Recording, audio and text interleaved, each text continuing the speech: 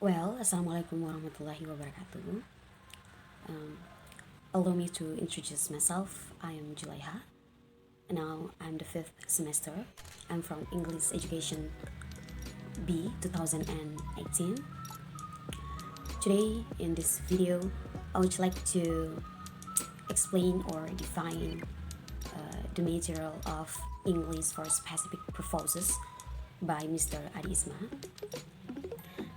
This is my mid project, so I should define these materials. I would like to show you what is the definition of ESP. ESP, or English for Specific Purposes, is an approach to language teaching in which all decisions as to content and method are based on the learner's reasons for learning. The first material that we have learned is the origin of English for Specific Purposes. Also, in this material, there are three main common reasons to the all of English for Specific Purposes. The first one is the demands of a brave new world. In this point, English was the key to the international currencies of technology and commerce. Okay, the second point is a revolution in linguistics. Also, in brief, most of the work at this time was in the area of English for science and technology, or we usually call EST. And for this time, ESP and EST were regarded as almost synonymous. Okay, and the third one is focus on the learner. Well, of course, this origin of English for Specific Purposes also focus on the learner because the development of courses in which the defense to the learner's needs and interests was paramount. Okay? Next, the second material that we have learned is the development of English for Specific Purposes. From its early beginning in the 1960s, ESP, or English for Specific Purposes, has undergone three main phases of development. The first one is register analysis. Register analysis contains 2 points. The first point, define grammatical and lexical features of different registers, and the next one is use of language forms related to a specific field. Okay, the second one is rhetorical or discourse analysis. Also contains 2 points too. The first point is correct and effective language to achieve certain goal. The second one is how sentences are combined in discourse to produce meaning. Okay, the last one is target situation analysis. In this target situation analysis also contains 2 points. The first point is ESP, or English for Specific Purpose course, means need analysis. Later on we will discuss, or I will show you what does need analysis means. And the second one is learner needs. What actually learner needs? The first one is communications, skills, functions, and structures. Okay, next. The next point or the next material is course design. What is course design? Course design is the process by which the raw data about learning need is interpreted in order to produce an integrated series of teaching or learning experiences, whose ultimate aim is to lead learners to a particular state of knowledge. Actually, there are five main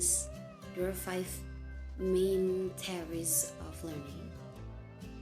The first one is behaviorism, mentalism, and then cognitive code, and then the affective factor, learning and acquisition, and the last one is a model. I will define one by one. Behaviorism is the mechanical process of habit formation and results by repeated reinforcement of a stimulus response sequence. Okay, the next one is cognitive code. Cognitive code is learners who learn when they are actively thinking about what they are learning. Okay, the next one is the affective factor. The affective factor is like emphasizing motivation as an affective factor. Before students can think actively about something, they must be willing to think about it. Emotional reactions to learning experiences are the basic foundations for the one set of cognitive process. Okay, the next one is learning and acquisition. Learning and acquisition is seen as a conscious process where skill takes place unconsciously. This is a reflection of both the process and the English for Specific Purposes course for second language learners, which will benefit both. Okay, the last one is a model for learning. Model for learning. The learning model is a conceptual framework that provides a systematic description for carrying out our learning in order to help students learning in achieving certain learning goals. Individual homes, cities, and villages represent items or collections of knowledge. Okay, need analysis. Need analysis consisted of assessing learners' communicative needs and techniques for achieving specific teaching goals. Today, the task of needs analysis is much more complex. It aims to gather information about learners and to define English for specific purposes, target, situation, and learning environments. So just like need analysis is considered the basis of English for specific purposes, or ESP. The concept of needs analysis has differed over the decades.